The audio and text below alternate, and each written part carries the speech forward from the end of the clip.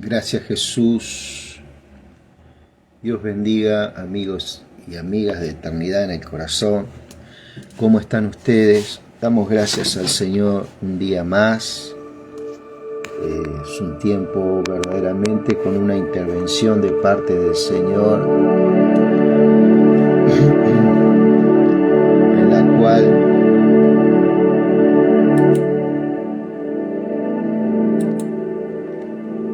el Señor está preparando su iglesia alrededor del mundo, ¿sí? Y está interviniendo en esta tierra con la comunicación del mensaje de salvación, que es lo que es el arma que el Señor le dio al hombre que cree, ¿cierto? Que ejerce esa fe, ¿cierto? En contra de los poderes de las tinieblas, que sabemos que ya fueron vencidos en la muerte y en la resurrección de Cristo, ¿sí? Sin embargo, siguen operando, ¿cierto?, en los hijos de desobediencia, como dice Efesios. ¿Quiénes son los hijos de desobediencia? Aquellos que todavía no han ejercido el arrepentimiento y no han ejercido esta convicción que el Espíritu Santo está derramando en toda la tierra, que es la de abrir el corazón al Evangelio, al mensaje de salvación que es Cristo, la gracia que el Señor ha proveído para toda la tierra, ¿cierto? Mayormente de aquellos que creen, ¿cierto? Entonces, esa es la defensa más perfecta que tenemos contra la maldad, ¿cierto? Cristo venció las tinieblas, Él ganó la guerra espiritual, Él ganó al diablo, condenó al diablo, ya el diablo está condenado, Satanás está condenado, ¿sí? Todavía no se ha efectuado la ejecución de esa condena, pero pronto el diablo sabe que le queda poco tiempo, ya fue aplastado por Cristo, ya la simiente de la mujer venció al que tenía el principado de la muerte, le arrebató las llaves, entró a la casa del hombre fuerte que se llamaba Satanás. ¿Por qué se llamaba? Porque él era el hombre fuerte. Él ya le sacó las llaves y le arrebató dos poderosas armas que tenía en contra de la humanidad, que era el pecado y la muerte, ¿sí? Él arrebata estas dos armas, lo desarma a Satanás, le quita las llaves de ese abismo, ¿sí? Eso para que vos entiendas dónde estás parado, hermano. ¿Dónde estás parado? El diablo no tiene autoridad contra un hijo de Dios. Y eso va más allá de reprender y atar. No, es una posición que vos ya tenés en Cristo. Eso es algo que vos lo tenés que creer en tu espíritu, eso está hecho. No cabe ninguna duda que la guerra la ganó Cristo en la cruz del Calvario, ¿cierto? Y en su resurrección, la tumba no pudo vencer al Hijo, no lo pudo retener, la muerte no pudo retenerlo a Cristo, porque cuando Él descienda a los infiernos, ¿cierto?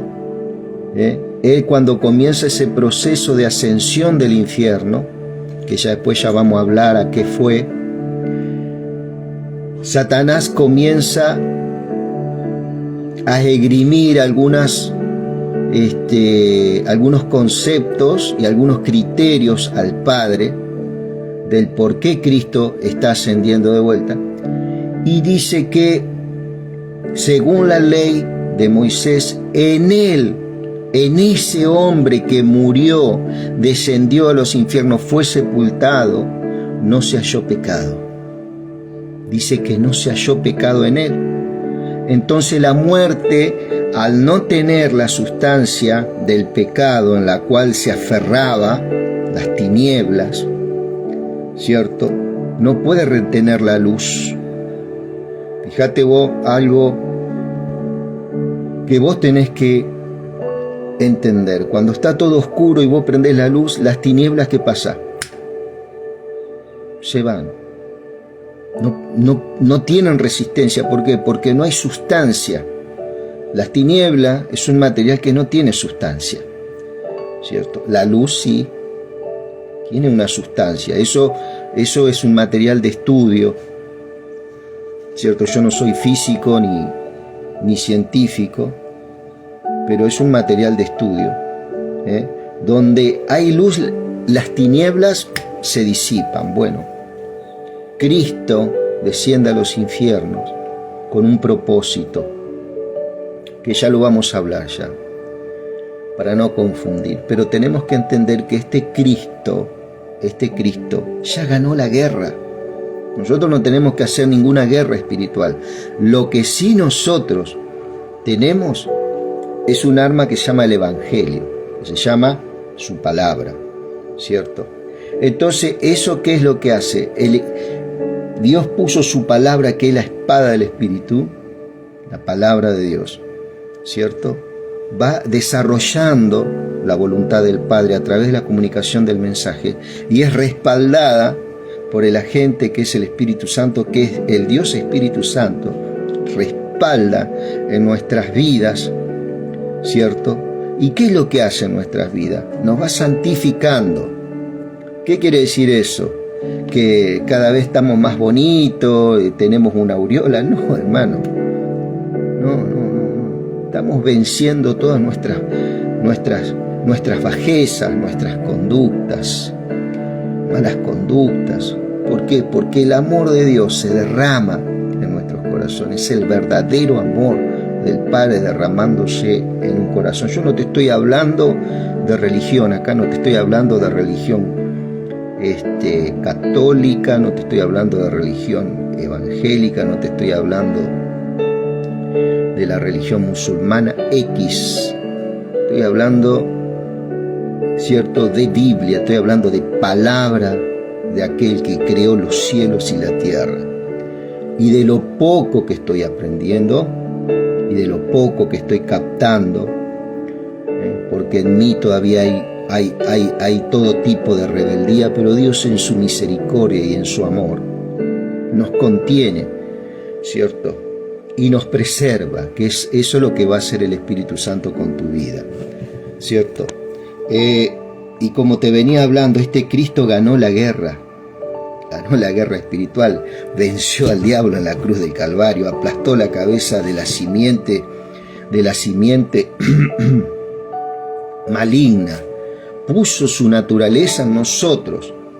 Es una imputación, ¿viste? Cuando vos pones un sello en un papel, bueno, Él nos sella con su Espíritu Santo en nuestro interior, porque el problema del hombre está en el interior, y el primer enemigo a vencer en el hombre de acá hasta que nos muramos es el hombre mismo. Sí, sabemos que Satanás anda como león rugiente buscando a quien devorar, pero no tiene autoridad si vos te pones en las manos del Señor. ¿Dónde Él gana autoridad? Cuando vos se la das, cuando nosotros se la damos, ¿sí? El diablo ahí toma autoridad. Podemos ver alrededor del mundo lugares, regiones que están entregados, ¿cierto?, a algún ente de las tinieblas, y él está haciendo desastre en esos lugares, ¿cierto? Por eso está la iglesia, hoy en día, cuando Cristo entra al infierno. Esto es maravilloso, ¿no?, en lo espiritual. Eso es lo que no se vio en la cruz del Calvario y en la resurrección. La actividad espiritual, cuando Cristo desciende a ese lugar, al infierno, ¿cierto?, le roba esas llaves. Eso está por allá por Hebreo capítulo 2. ¿cierto? Le roba la llave del imperio, del imperio, la llave de la muerte al que tenía el imperio de la muerte, que era el diablo Satanás, que era el hombre fuerte. Entra en la casa de él, arrebata la llave, le saca. ¿Qué quiere decir la llave? La llave es sinónimo de autoridad en lo espiritual, reino, poder. Le saca la autoridad, el reino y el poder que tenía Satanás sobre el mundo, sobre el mundo, sobre los que creen. Entonces, ¿cómo Satanás gana lugar? Hoy en día es una batalla, son batallas. La guerra ya la ganó Cristo, ¿ok? Eso es lo que nosotros tenemos que entender. Cristo ya ganó la guerra en su muerte y en su resurrección. Fue una de las cosas que hizo. Entonces hoy en día nosotros tenemos batallas. Cada hombre, cada mujer, más los que creen en Cristo, tienen batallas todos los días. De todo tipo. De todo tipo. Todo lo que circunda el ser, la persona, son batallas, amado. Pero el Señor nos da su palabra, nos da descanso y si nosotros nos aferramos a que Él ganó la guerra, estamos en el equipo ganador. Podemos perder una batalla, ¿sí? Porque muchas veces caemos, muchas veces nos cansamos, muchas veces nos enojamos, muchas veces renegamos, ¿cierto? Perdemos la mirada en el autor de la vida y en el consumador de la fe. Pero el Señor nos levanta,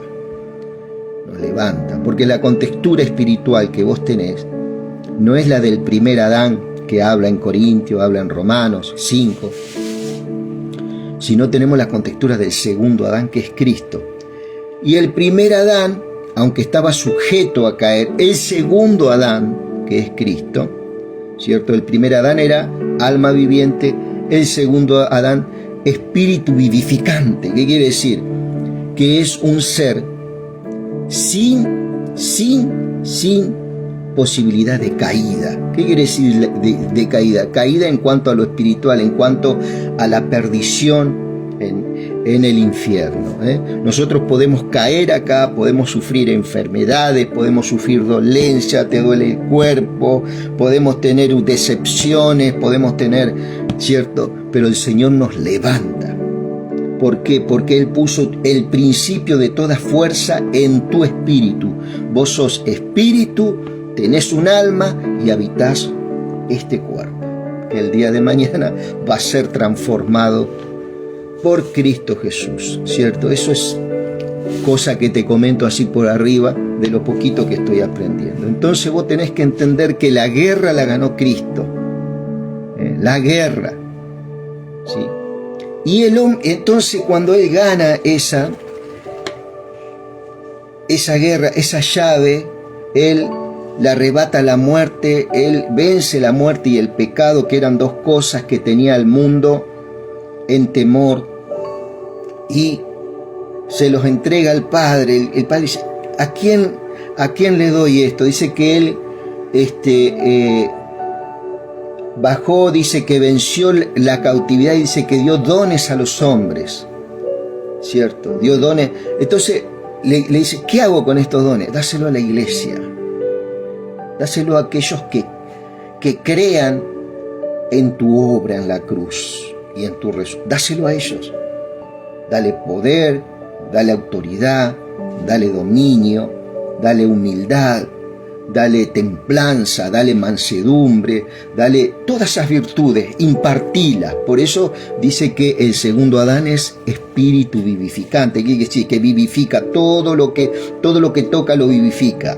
Él cuando dice que Él viene a ser morada en nosotros, cuando Él dice que viene a ser morada en nosotros, Padre, Hijo y Espíritu Santo, no es alguien que viene a alquilar un tiempo y se va porque yo me porté mal o porque yo hice un pecado grave. No, Él viene a habitar nuestra vida. Lo que sí nosotros podemos hacer, que por causa del pecado y de hacer planes y proyectos para pecar, viste que la mente a la mañana cuando te levantás viene un sinfín de pensamientos a tu vida, a batallar tu vida. Eso es algo cíclico. Son algunas, ¿cómo te puedo decir? Rutinas de las tinieblas que usa contra los hijos de Dios para sacarlos un poco de la mirada al Señor, ¿cierto?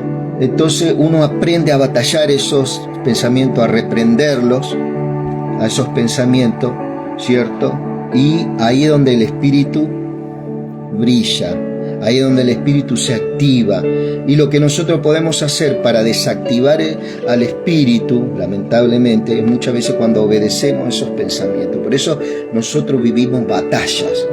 Entonces, como cuando nosotros vamos caminando en este Evangelio, vamos entendiendo de que el Señor cada vez nos va dando más poder, nos va dando, no es que Dios nos va dando, sino que nosotros nos vamos dando cuenta de las armas que tenemos. Y las vamos, no, la iglesia sabe que tiene arma, o yo sé que tengo arma, me pongo yo, pero todavía no sé cómo tomarlas y usarlas. Bueno, de eso se trata, mirar su palabra, ¿sí? Y entonces ahí vamos a ser santificados. ¿Qué quiere decir santificado? Que vamos adoleciendo cosas y a través de pruebas, luchas que vamos pasando en estas vidas, vamos cambiando las conductas frente a algunas circunstancias en la cual antes siempre salíamos perdedores, pero ahora esas circunstancias vamos a salir más que vencedores, ¿sí? Eso es lo que nosotros vamos entendiendo. Es un poquito, te digo, de lo que hoy en día uno está aprendiendo. Te vuelvo a repetir, no estoy hablando de ningún tipo de religión, respeto todas. Soy afín a algunas cosas, ¿cierto?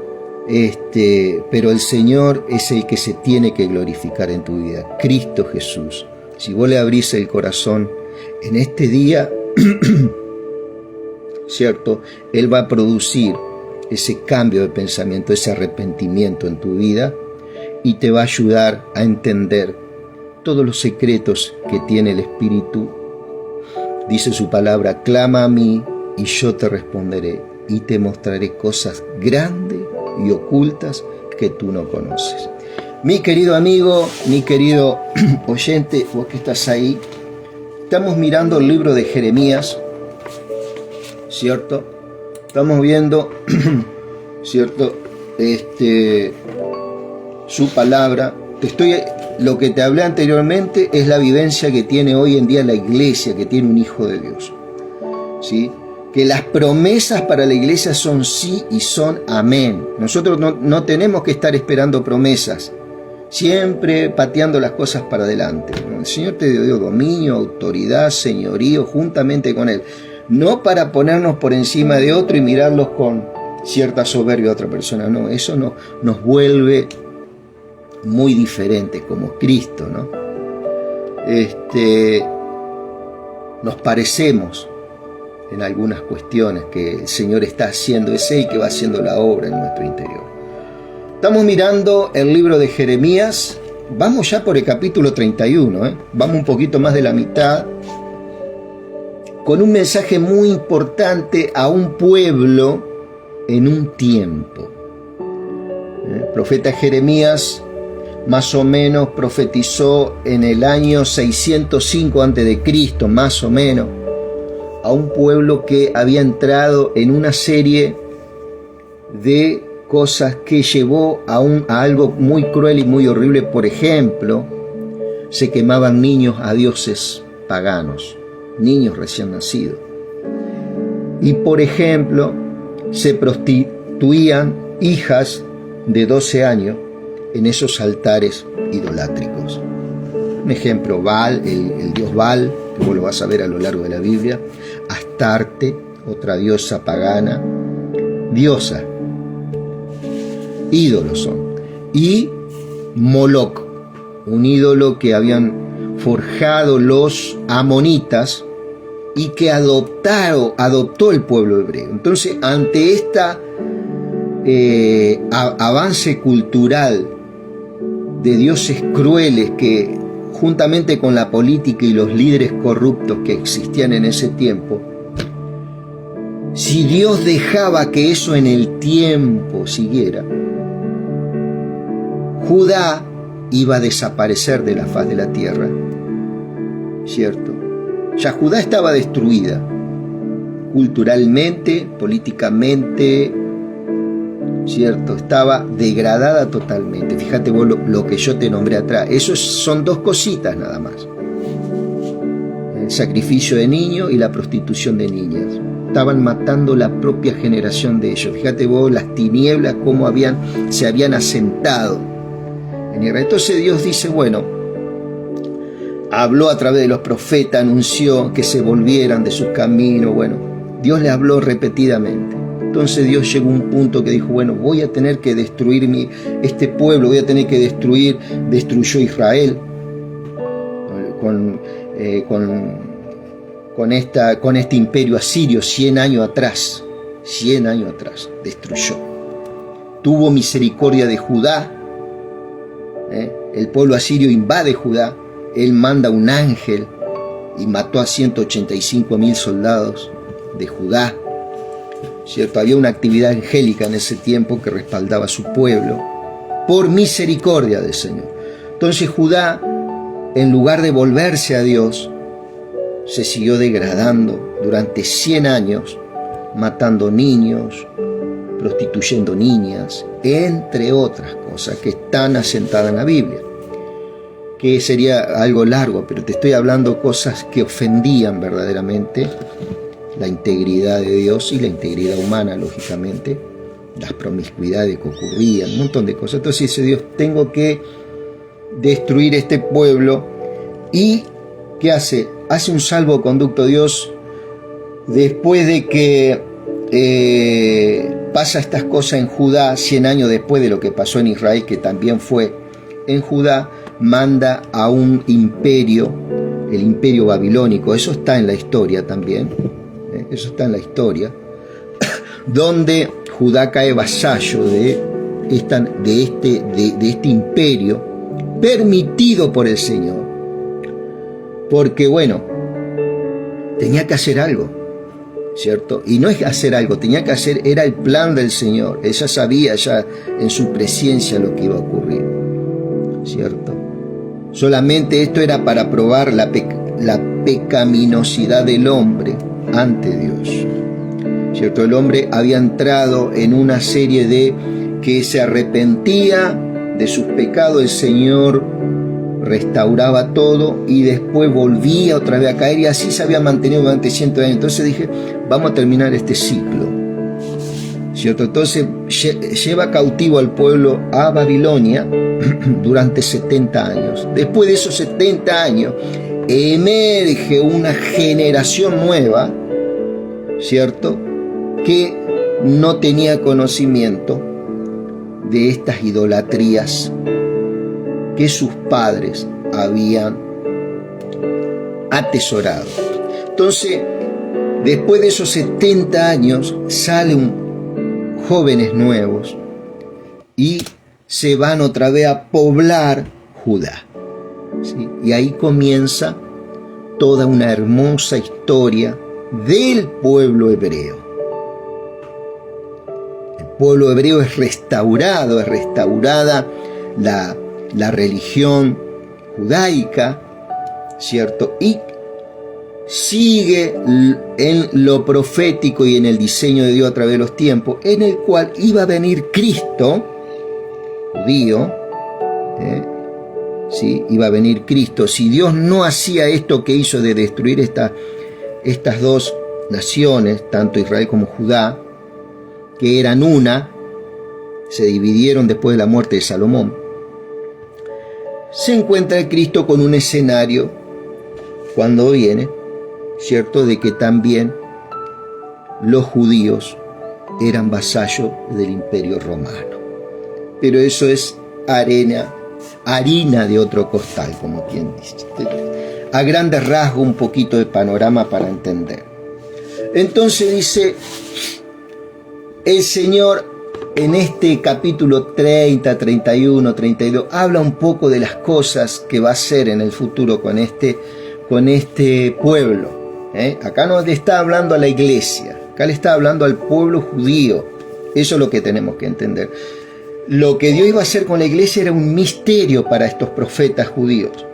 Recién a Pablo, el apóstol Pablo, vos querés saber todo lo que tenés, todo lo que sos y podés en Dios, andate a las cartas paulinas, medita en ella, habla con el Señor, ¿sí? Y vas a entrar en una relación eterna con el Padre, ¿eh? No estés esperando morir para ir a la eternidad.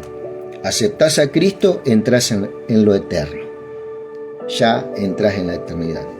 El día de mañana dejaremos este cuerpo, ¿cierto? Pero la eternidad, si vos querés, ya mismo, aceptando al Señor, así va a ser en tu vida. Y te va a dar entendimiento, te va a dar sabiduría de su palabra, ¿sí? Y vas a discernir cosas espirituales, cosas que están ocultas hoy en día, para edificar tu vida, tu familia, tu carrera, tu negocio, todo, amado, hasta que el Señor nos lleve. Mira lo que dice: el Señor dice, en ese tiempo yo seré el Dios de toda la familia de Israel, y ellos serán mi pueblo. Acá otra vez el Señor, después de que lo echa de su presencia, ¿cierto?, al territorio israelí, digamos, el pueblo se va a Babilonia. ¿Por qué? Porque el Señor dice: yo voy a estar ahí en Babilonia.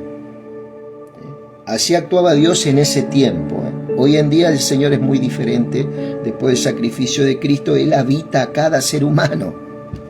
Antes respaldaba templos, respaldaba regiones, países, pero hoy habita.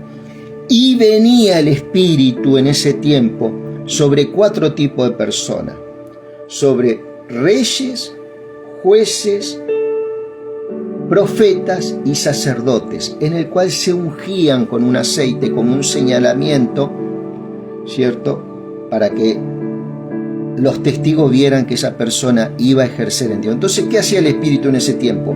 Para entender, el Espíritu venía, hacía la obra y se iba. Venía sobre Moisés, sobre Sansón, por ejemplo, sobre David, pero se iba. ¿Por qué? Porque todavía el hombre estaba separado. ¿Qué pasa? Estaba separado de Dios, por cuanto Cristo no había venido todavía, ¿sí? Estaba separado. Entonces, cuando Cristo viene, Él hace una creación nueva en el hombre, ¿cierto?, que acepta, ¿cierto?, lo redime, lo lava con su sangre, lo llena con su espíritu, todas esas cosas, ¿no? Y no es que te tenés que caer para atrás, tenés que temblar, como en algunas cosas sensacionalistas se ve. Puede ocurrir, yo no te digo que no. Pero en el momento que vos creíste, ahí está el Señor. No vas a sentir ningún chucho de frío, no. Ahí está el Señor. Su palabra dice que aquel que acepta al Señor es hijo de Dios, ¿sí? Entonces el Señor actúa de esa forma. Hoy habita, ya no viene y se va. Hoy habita, mora. Es alguien que viene a morar hasta que muramos, amado, ¿sí? Permanece. Esa es la gran diferencia con este tiempo, ¿cierto? Entonces dice, el Señor dice: en este tiempo yo seré el Dios de todas las familias de Israel, y ellos serán mi pueblo. Este mensaje es del Señor, decía Jeremías en el verso 2 del capítulo 31. Yo miré favorablemente al resto de los israelitas que se escaparon de la muerte por espada. Le di descanso. Estaban en el desierto y marchaban hacia su hogar. El Señor se le apareció desde la distancia y le dijo: con amor eterno te he amado, por eso te digo, te sigo mostrando mi fiel amor. Fíjate vos que en medio de la destrucción, Dios le dice: ¿sabes por qué hago esto? Porque te amo. Y si no, ibas a desaparecer de la faz de la tierra vos. Ibas a ser como Sodoma y Gomorra. Es más, hay un versículo que dice: si yo no hubiera tenido misericordia de ti, hubiera sido como Sodoma y Gomorra. ¿Qué pasó con Sodoma y Gomorra? Desapareció de la faz de la tierra.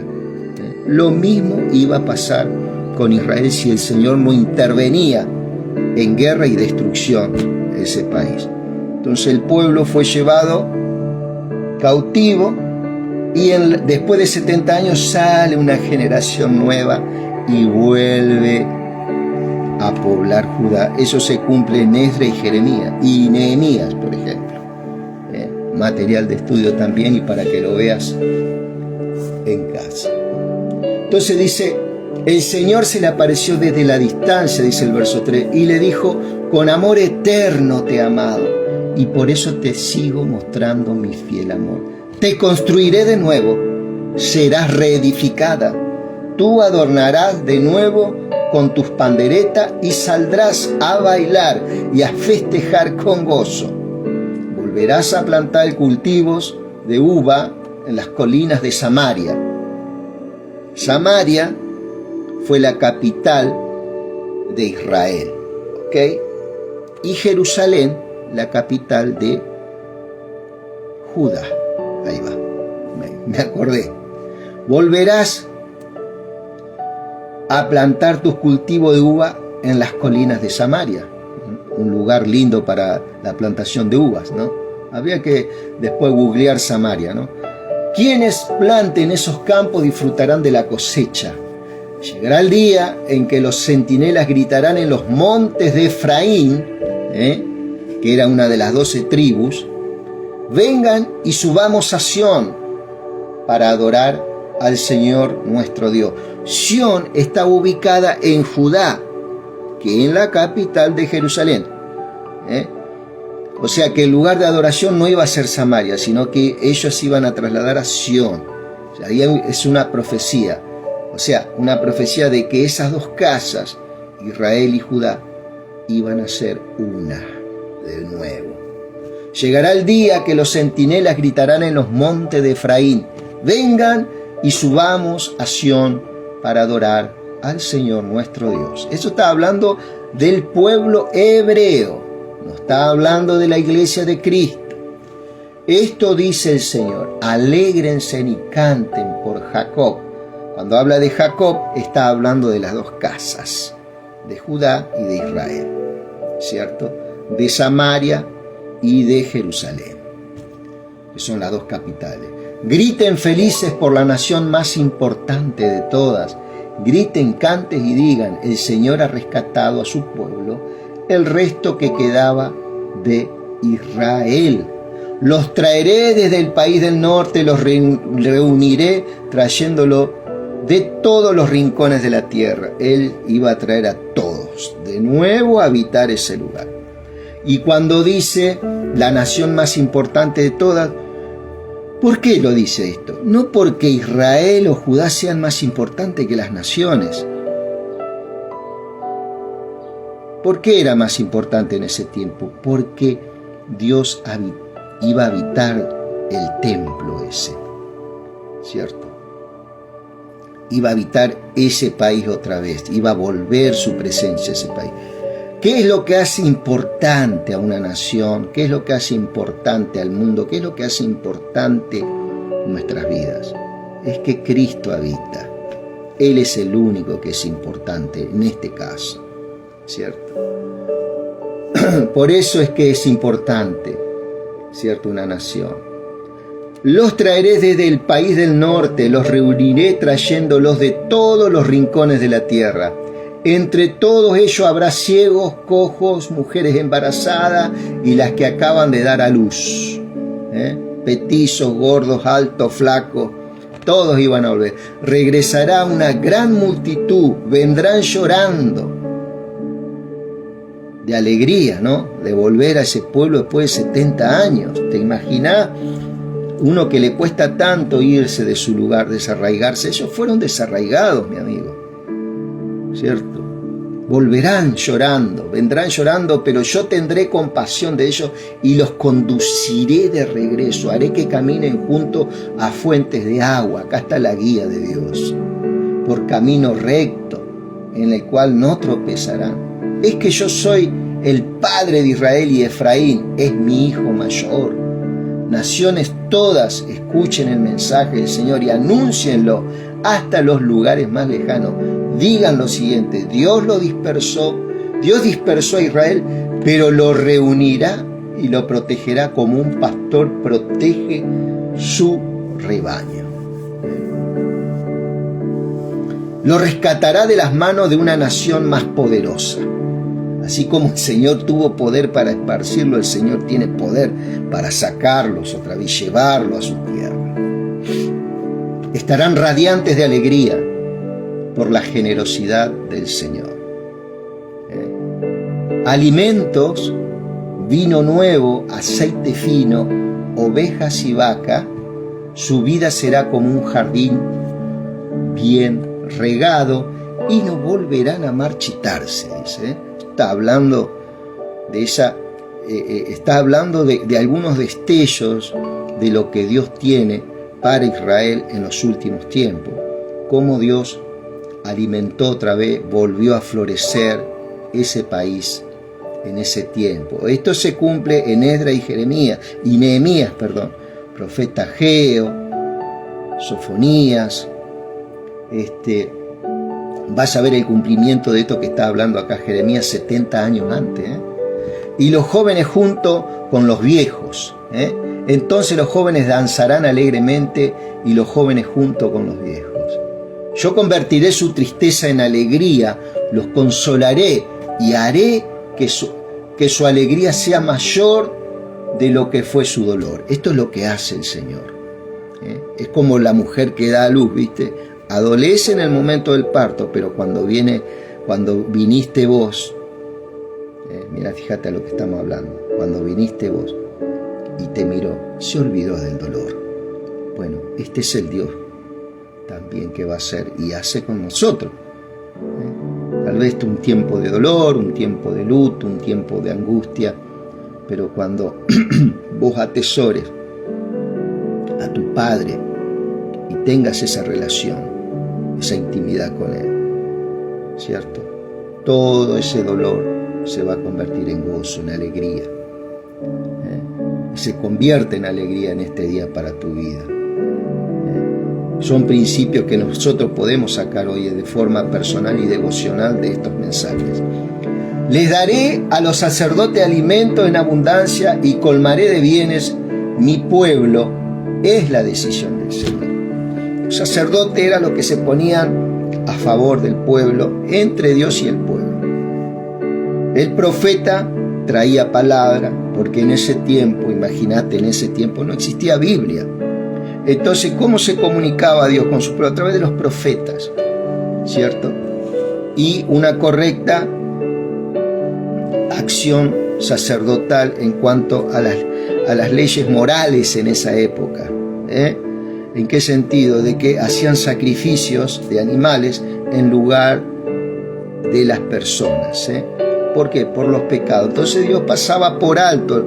Dios no perdonaba los pecados, pasaba por alto.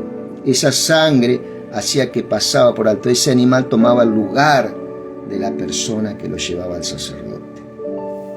¿Cierto? Acordate que la paga del pecado es la muerte. Entonces ese animal tomaba en ese tiempo. Hoy ya no. Hoy tenemos el sacrificio perfecto. Hebreos 10:14 dice que Él con un solo sacrificio hizo perfecto. Escucha bien, hizo perfecto a aquellos que se acercan. O sea, fuimos perfectos en que en el espíritu. Nuestra alma todavía en este tiempo se va perfeccionando según los principios espirituales. Por eso Él pone el espíritu. ¿Y dónde están los principios espirituales? En su palabra. ¿Cierto? Esto dice el Señor. Se oye un sonido en Ramá, sonido de llanto y de dolor. Es Raquel que llora por sus niños y no quiere que la consuelen, porque ellos ya están muertos. Acá está hablando una profecía del Señor, tiene un doble cumplimiento. Esto se cumplió, lo voy a marcar acá, se cumplió en el tiempo que Israel, ¿cierto?, fue llevada cautiva, muchos murieron. Entonces dice, Raquel, ¿quién es? ¿Quién es Raquel? Raquel era la mujer de Jacob, Era la mujer de Jacob, por el cual tuvo que trabajar 7 años, ¿te acordás? Estaba Lea y estaba Raquel. Trabajó 7 años y el padre le dio a Lea y tuvo que trabajar otros 7 años por Raquel. Dice que esos 7 años fueron como nada, porque amaba tanto a Raquel que trabajó esos 7 años. Raquel, ¿cierto?, personifica al pueblo de Israel, ¿cierto?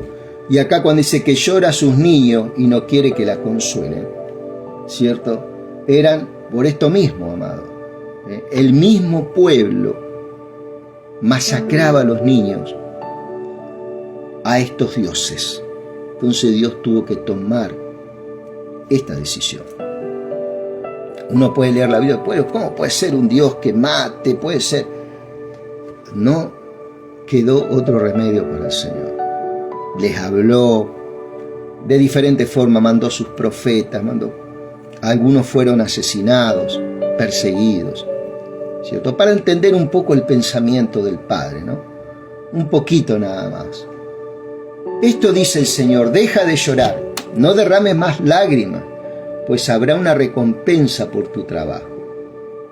Tus hijos volverán del país enemigo, dice el Señor. Hay esperanza en tu futuro. Tus hijos volverán a su patria. Y hay otro cumplimiento que me había olvidado en cuando dice que Raquel que llora a sus niños, que fue en el tiempo de Jesucristo, que muchos por ahí hacen una burla y dicen el Día de los Inocentes.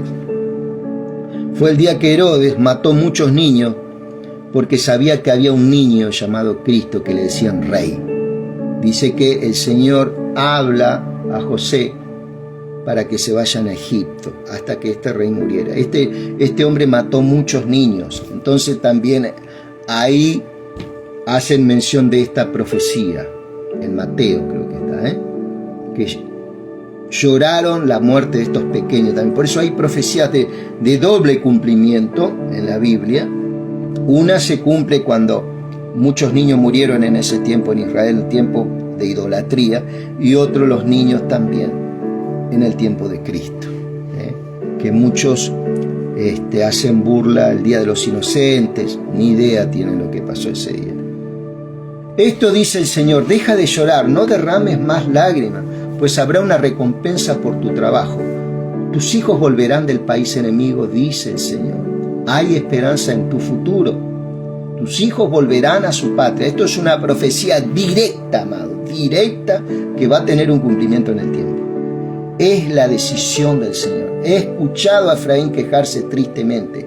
Me castigaste como a un ternero indómito. Hazme volver para ser restaurado. Pues tú, Señor, eres mi enemigo, eres mi Dios, decía, ¿no?, esta tribu. ¿Por qué la tribu de Benjamín? Porque era el primogénito de Jacob, ¿sí? Entonces, la primogenitura representa a toda una línea sanguínea, a toda una,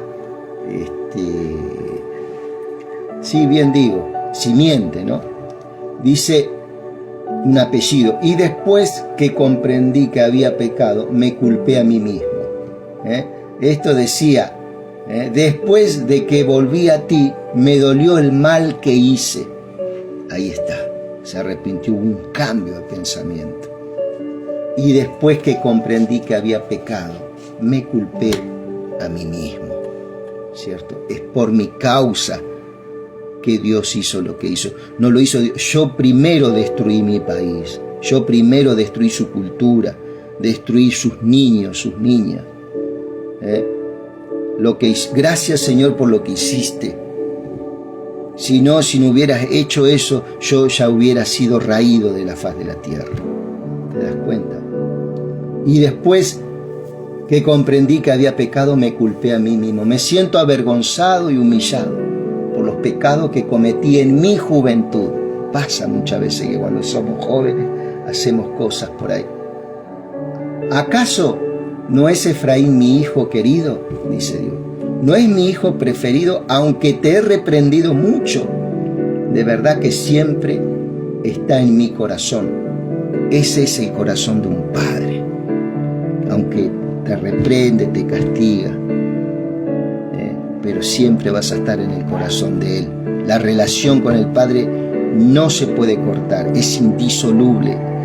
Dios, aunque uno ande alejado, se enoja, ¿cierto? De alguna forma, Dios mantiene esa relación, Él se mantiene fiel. Lo amo profundamente, dice, te amo profundamente y siento una gran compasión por Él, dice el Señor.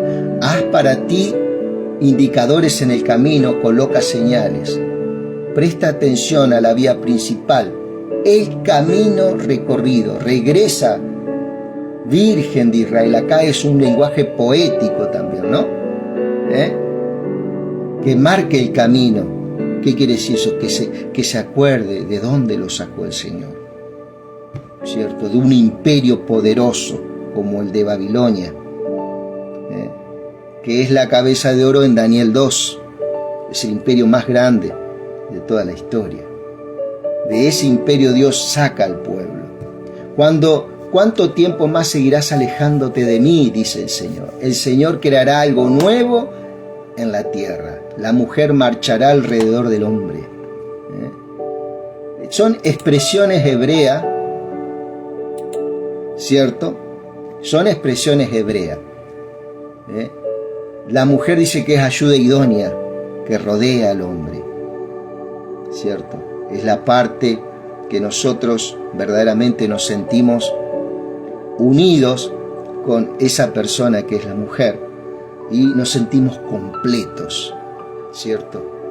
Dice, este es el mensaje del Señor, Todopoderoso Dios de Israel.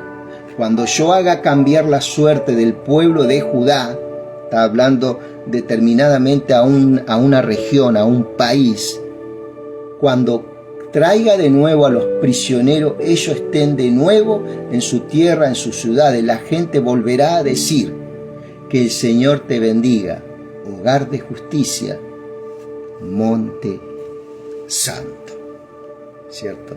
Hay una restauración total que ocurre,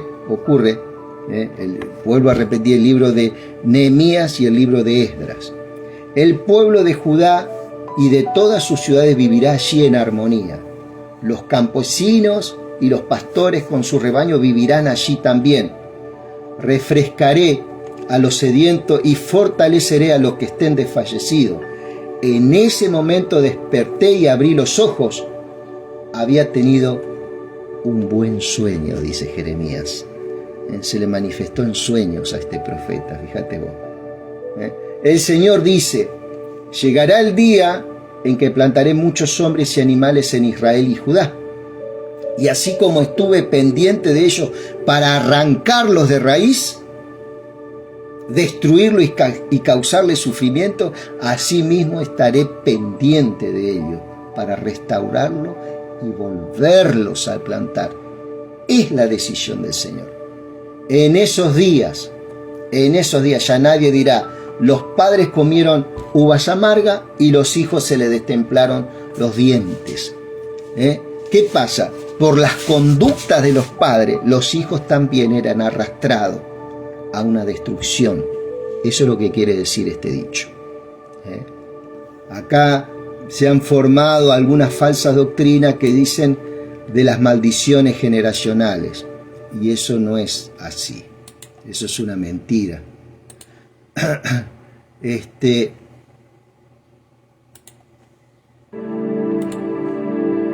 Fíjate vos, ya estamos terminando. En lugar de eso, el que coma las uvas amargas se le destemplarán los dientes. ¿Qué quiere decir esto? Que aquellos que tengan unas malas conductas, ellos son los que van a sufrir las consecuencias y no los hijos.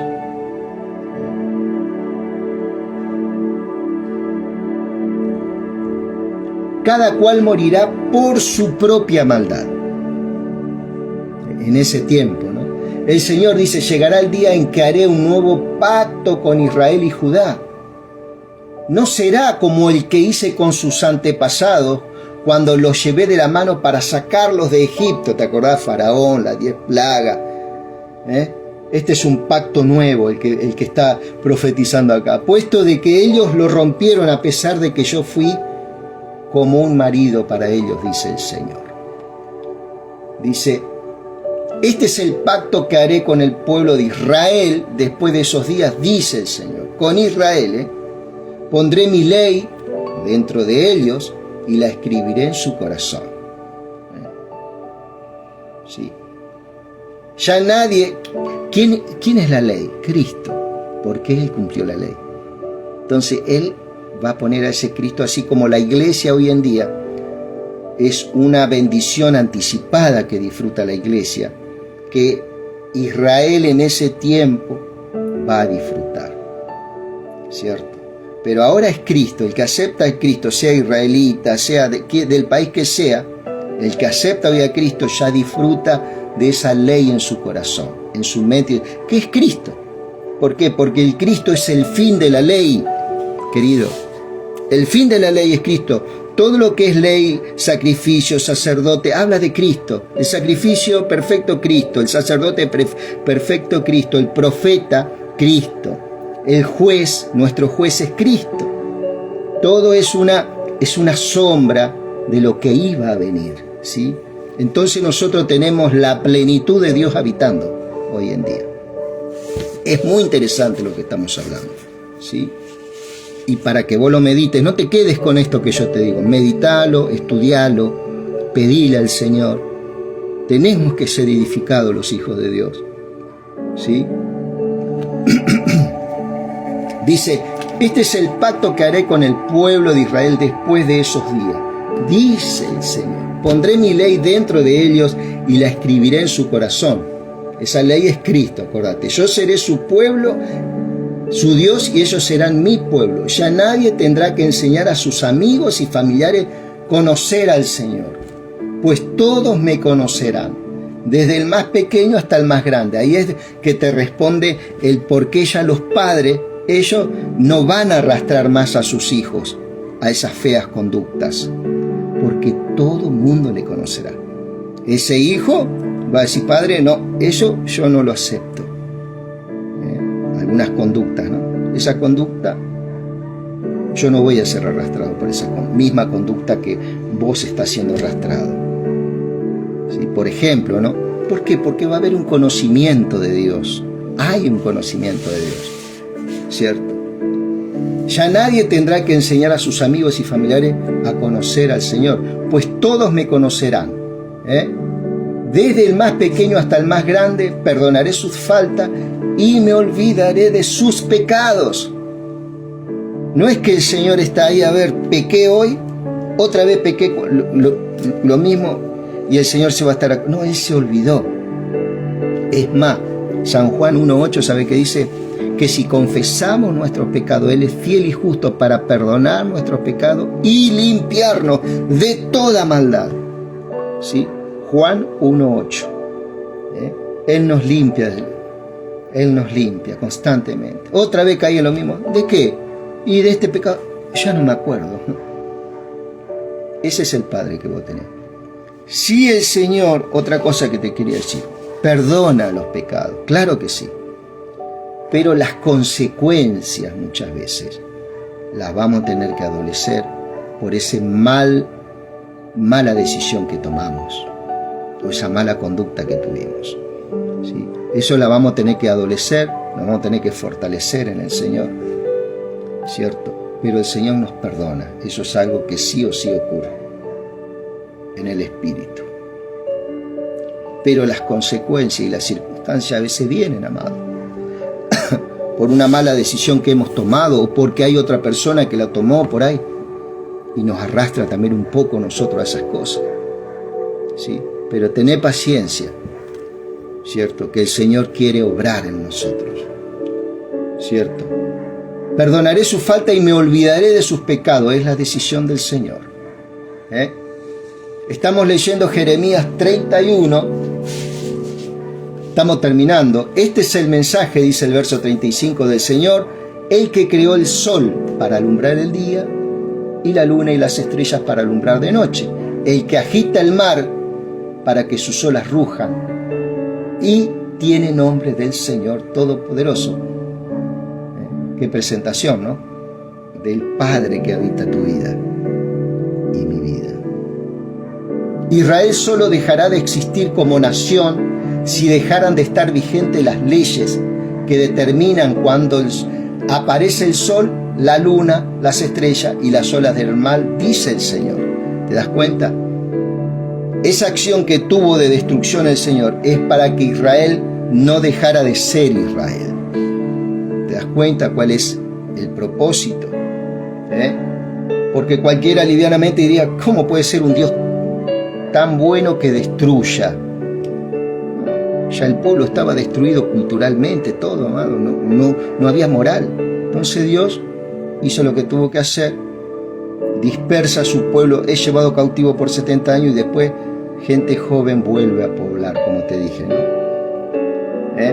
Israel solo dejaría de existir como nación si dejaran de estar vigentes las leyes que determinan cuándo aparece el sol, la luna, las estrellas y las olas del mar, dice el Señor.